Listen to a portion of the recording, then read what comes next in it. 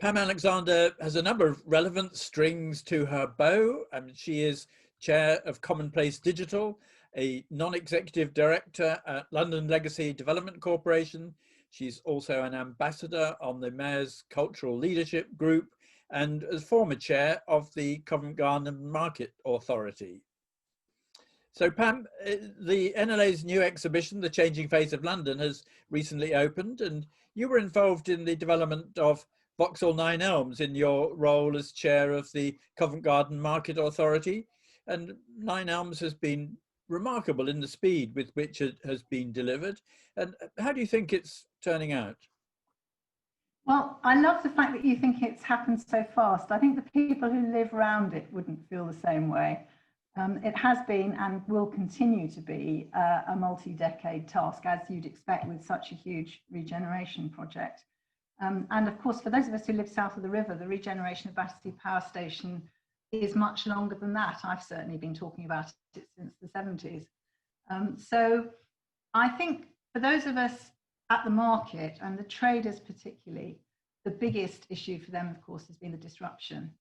But for me, the biggest success has been the amazing collaboration that it represents, because unlike some of the other regeneration schemes in London, King's Cross, the Legacy Development Corporation, it's a multitude of owners. It never had a single owner. And so the fact that two polar opposite local authorities, Lambeth and Wandsworth, could come together to plan its future with a GLA of changing political persuasion as well, I think is absolutely extraordinary and gives us a lot of lessons, I think, for how you can collaborate.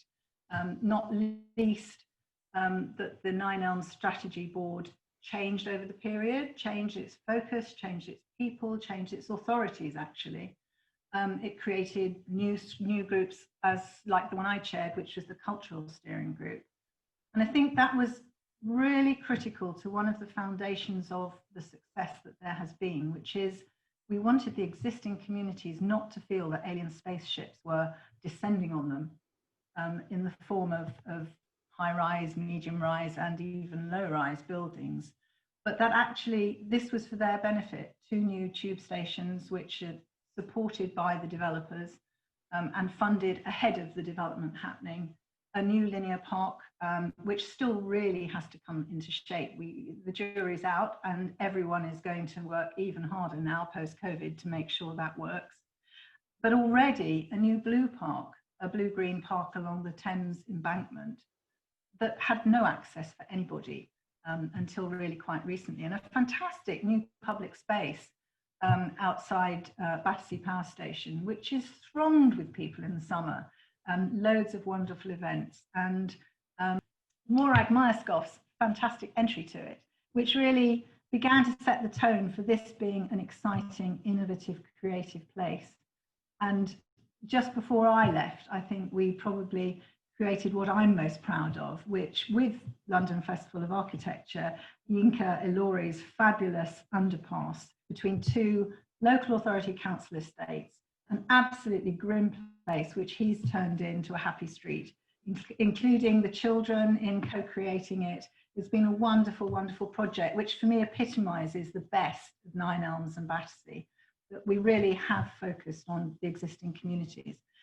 But it's also been about creating lots of new communities. It's not one place. I noticed in your book, and I'm dying to see the exhibition, the suggestion that creating a sense of place was going to be difficult. And we were always aware of that. And therefore focused on creating not one sense of place, but different characters and neighbourhoods. At the market, we have the history of the artichoke beds, and we have the new food centre for the 21st century that we're trying to create. So there's a food quarter for London, which actually will be the last thing to be delivered at that end. Once we are able to take the lorries into their new market, we'll be able to allow our partners, Vinci St Modwin, or rather their partners now, to create a place which will have a new public square, which will have an open retail market as well as our wholesale markets. On the other hand, Embassy Quarter is of completely different nature. I think it's intended to echo the brownstones of New York, and it's going to have, it has already a very different feel. Battersea Power Station, different again, with the Royal College's creativity design quarter, a potential creative enterprise zone of the 21st century. So I think engaging the communities, the Battersea Society, the people who live there, in seeing this as theirs as well, and planning for the new tube stations to open in ways which think about post-COVID, new ways of transport and how they link to mobility in the area will be terribly important. But it's got another 20 years to run probably before it's thoroughly mature. Well, perhaps if we turn to somewhere which has been, might say, more master planned, and that's Stratford, which has transformed remarkably over the 15 years that NLA has been watching it. So how do you see the Olympics' lasting legacy for London? Oh, that's a very exciting thing to be involved in. And I chair the planning committee there. So very much involved in making sure that that is a well-designed future. I think so far, before I arrived quite recently, they have done an extremely good job. The park itself attracts over 30 million people since it was reopened. And most recently, we've been doing some surveying. A very high percentage of the people using it come from the 4 local boroughs. And that wasn't as true 3 or 4 years ago. But wonderfully, out of the need for it in COVID, we have a huge percentage of them saying they will see it as theirs, they want to use it, they will come back. And that really underpins the whole legacy, doesn't it? The local communities, feeling that these assets, this infrastructure, the investment that was made is for them. And the reopening of the sports centres obviously was a key part of that. But I suppose the bits I'm most involved in, partly with the Mayor's Cultural Leadership Board, are the development of the creative enterprise zone at Hackney Wick, Fish Island, and the new opportunities at East Bank, the amazing cultural and education quarter that's being developed there. And again, before they've even begun building, before even they had planning permission, those key national and international cultural organisations have been linking with the local community organisations, the small dance companies and theatre groups, to make sure that they see this as something that will be theirs. And that's so important, I think, moving forward. Again, it's been a story of lots of different neighbourhoods. The Chobham Manor, for example, has a very much family feel. It's a sort of 21st century interpretation of the streets of London, I think. We have a much denser Stratford town centre development, where I think, you know, we're going to be interestingly challenged as to whether we've got the right density and space standards, and most importantly, private and public spaces going forward to attract people into what are mainly flats. And then, of course, there are new master plans already in progress for Pudding Mill Lane and that area, and for the other new building, which will actually be seen through by the boroughs themselves when we transition back to them in the mid-decade.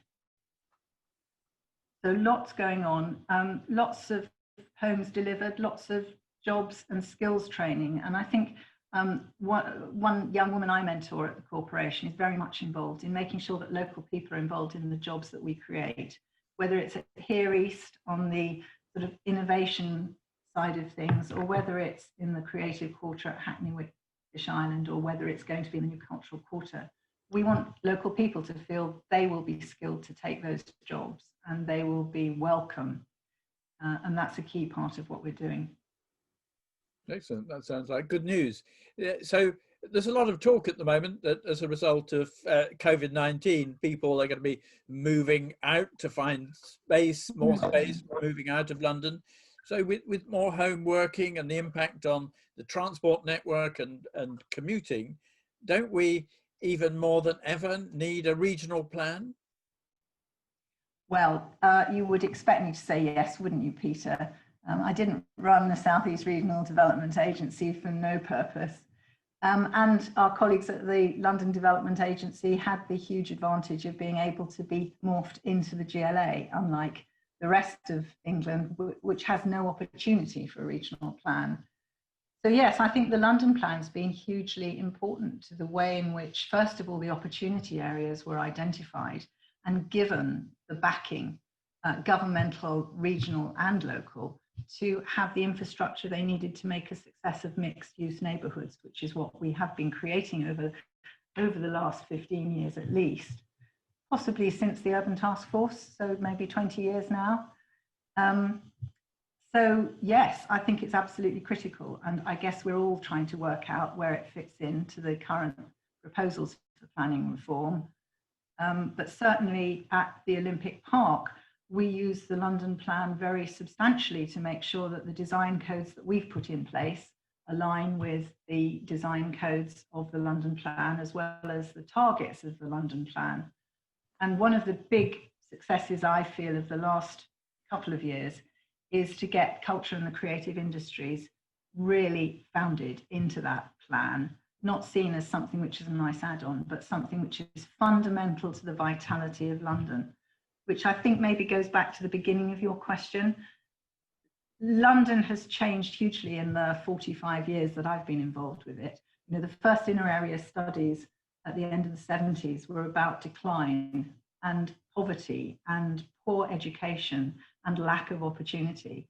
And I think we probably spent the 80s struggling with that until through the 90s we began to develop some of those solutions. And I think now we can be very proud of education in London, not just the schools, but the universities and the escalators between them, that we have universities in London which really want to encourage local young people to come to them.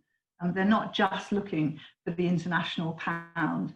They really care about their links with their communities. And that's critical around the east of London as we develop those new communities. So yeah, I think it's absolutely critical. And I'm beginning to feel that the silos that maybe we've seen in government, regional governments at London have been broken down partly by those new elements that have been introduced into the revision of the London plan, which let's hope we get published very shortly. But we are already able to use it in our planning decisions because it's relevant, it's part of our statutory framework. And all rest of England. You're also chair of the digital community engagement company, Commonplace, so I presume that you welcome the government's plans to use new technologies to make the planning system more responsive. Yes, very much so. And not just because Commonplace gets mentioned a couple of times, and so I hope we are a template for the future, but also I'm on the board of the Connected Places Catapult. And I think digital technologies will go beyond community engagement through all of the work that we've initiated on Plan Tech to try and create interoperable plans which enable us, for example, to have sustainable development goals, metrics and evaluation, which is going to be so critical to the future. I mean, I think at Commonplace we are very pleased that community engagement as well as digital is centre to the planning white paper. I think our biggest concern is that we've engaged, I think, over 2 million people now in our Commonplace conversations, which are map-based and enable people to see what opportunities there are to influence the places they care about. And over 70% of those people are under 40. Now, we know from research that's been done that only 11% of young people have ever participated in any planning project. So it's hugely important that we get out to that cohort and that we see it as part of the answer. We won't stop doing workshops and co-creation that's face-to-face, though we've all managed to do it digitally actually over the last few months.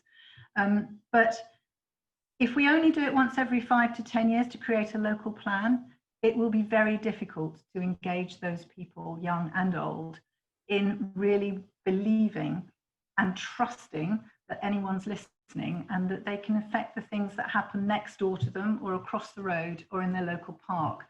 So we are interested to see how that can be carried through, not just the planning reforms in the white paper, but also the changes that have already come in with the use class order changes and the permitted development rights changes, Because if people begin to see that as telling them that they're not going to have any influence locally, it will be very difficult to engage them in the strategic planning, which quite rightly needs to be faster and more effective through the local plans. So yes, thrilled, can give government lots of examples of where it's done well. We've helped with the London Legacy Development Corporation's revised local plan. We're working at OPDC. We work with lots of local authorities on area plans. I'm particularly excited by the Catford one, as you'll know by my joy at the Catford Cat when you did those little cameos. And we've done lots of master plans, including Stratford Waterfront. But for me, the most important thing is connecting up digital engagement with digital opportunities. For example, how we are going to plan for zero carbon. The work we did with Waltham Forest on its mini Hollands was absolutely critical in changing people's perception of zero carbon from something that threatened the way they wanted to live and drive and shop to something that could improve their well-being by giving them healthy ways of living. And I think that's something which is absolutely critical going forward.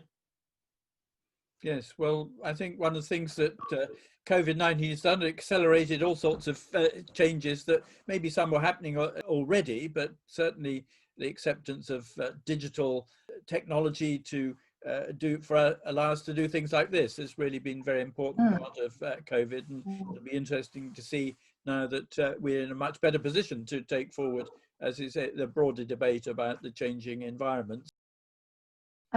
One of the things that digital engagement will be really useful for is ensuring that we use design codes well. So for example, we have lots of digital technology already in building information systems, for example, BIM, but we are developing intelligent buildings. We have the technology to create intelligent buildings, responsive buildings, buildings that enable you to be more responsive in your use, for example, of energy in the home or at work.